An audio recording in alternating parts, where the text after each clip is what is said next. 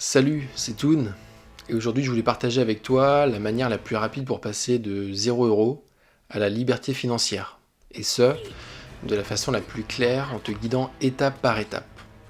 C'est exactement ce qui m'a permis d'être là où j'en suis à ce jour. C'est ce qui m'a amené à sortir de la galère, ce qui m'a permis d'être à l'aise financièrement, et je veux toujours qu'il soit un peu plus élevé, mais l'essentiel est acquis. Aujourd'hui, je suis dans une phase où j'investis et je laisse tranquillement fructifier. Et je pense que c'est super important que tu aies cette vidéo comme référence pour plus tard, pouvoir y revenir, te souvenir ou bien même pouvoir la partager. Je vais donc essayer de la rendre aussi claire et utile que possible, sous forme de guide, et je suis convaincu que ça aidera beaucoup de gens. Donc installe-toi et on est parti. Première étape, avoir une source de revenus. Ça semble évident, mais la plupart du temps, ça commence par un emploi. C'est vraiment très important. Il te faut des rentrées d'argent dès le début du mois, coûte que coûte. Peu importe si c'est payé en fin de mois, toutes les 2 semaines ou chaque semaine, tu as besoin d'argent. Je te promets, j'avais pas envie d'entendre ça quand j'avais 16-17 ans. C'est d'ailleurs ce qui causait beaucoup de conflits entre mon père et moi. Je lui disais voilà, que je veux être entrepreneur, je suis trop bon pour avoir un job. Et il me soutenait, mais il y avait aussi des moments où il me disait bon, il te faut un travail, tu as besoin d'argent, et je ne veux pas que tu finisses à la rue. Il voyait mon ambition, mais ça ne suffisait pas. Il n'y avait pas d'argent qui rentrait. Peut-être que vous avez des parents ou des amis qui pensent pareil, et je comprends. Ça peut être mal vu de ne pas avoir de travail. J'essayais plein de trucs d'entrepreneuriat, mais rien ne marchait. Et les prochaines étapes nécessitent toutes du cash. Tu as donc besoin d'un flux d'argent, sinon rien ne sera possible. Si tu as une activité secondaire qui cartonne, tant mieux, continue. Mais sinon, le plus simple c'est de prendre un boulot standard en 9-17. Mon conseil, trouve un boulot avec des compétences transférables, quelque chose qui peut te faire progresser dans le futur, que ce soit dans l'entreprise ou ailleurs. Après, si t'as pas vraiment le choix et que tu dois bosser à l'usine ou chez McDo, fais-le. Mais essaye de trouver un truc avec un minimum de potentiel à long terme. Parce que si tu détestes ta vie dans la restauration rapide, ça ne tiendra pas. Mais à minima, il te faut de l'argent qui rentre. Point. Étape numéro 2, rembourse toutes tes dettes.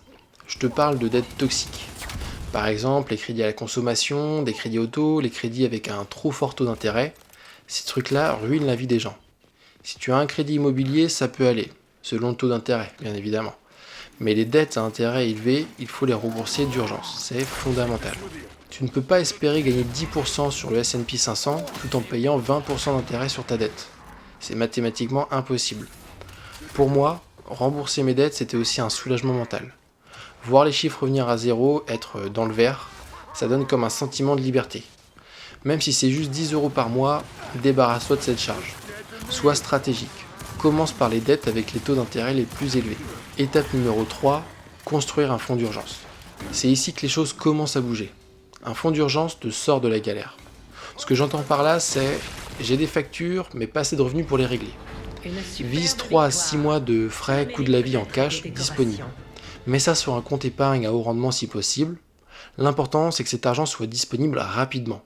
C'est ce qui te protège si tu perds ton boulot ou même si tu veux faire une pause de quelques mois.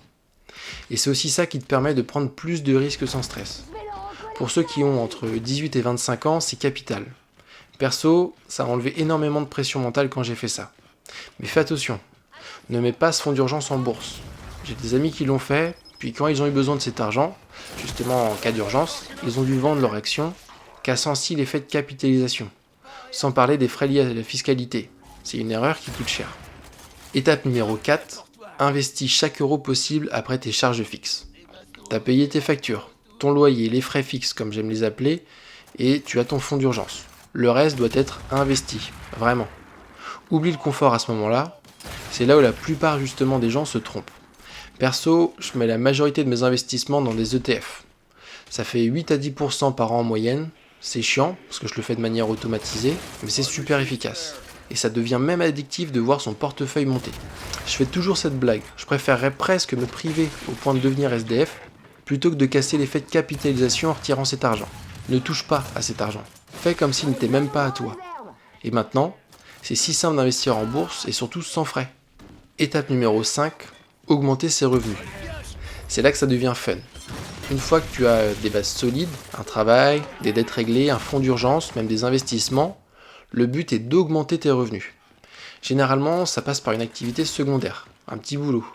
Par exemple, ça peut être du freelance, de la revente de produits, etc. Pour moi, c'est le meilleur moyen de s'ouvrir l'esprit. Me concernant, j'ai commencé en choisissant l'option de l'achat-revente. Au fil du temps, j'augmentais le nombre de reventes, et donc le bénéfice augmentait, au point où j'ai économisé presque autant que mon travail principal. C'est là où j'ai compris que je pouvais briser la fameuse dépendance au travail en 2 journées, en 9h-17h, ou même du fameux métro-boulot-dodo. Étape numéro 6, créer un business à forte rentabilité. Idéalement, un business 100% à toi, très rentable et en ligne pour avoir la liberté géographique. Ça peut être une agence web, du montage vidéo, de la pub en ligne, du développement logiciel ou même un centre d'appel, peu importe. Travaille gratuitement au début pour avoir des études de cas, pour alimenter ton portfolio, puis utilise ces résultats pour décrocher d'autres clients via la pub ou l'emailing. Tu ne seras plus jamais fauché si tu sais vendre. C'est là où tout se joue. Si tu fais ça sérieusement dans ta vingtaine, tu n'auras plus jamais à stresser pour l'argent dans ta trentaine. Vraiment.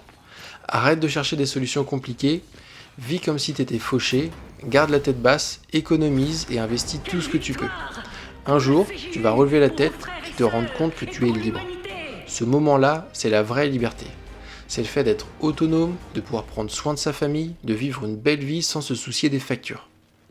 Évidemment, austérité au début, c'est bien. Mais il faut forcément augmenter ses revenus, sinon tu resteras bloqué. Au bout d'un moment, il faut arrêter de stresser pour une facture d'entretien auto ou même un repas à 200 €. Il faut viser plus grand. Voilà, j'espère sincèrement que cette vidéo t'aura aidé.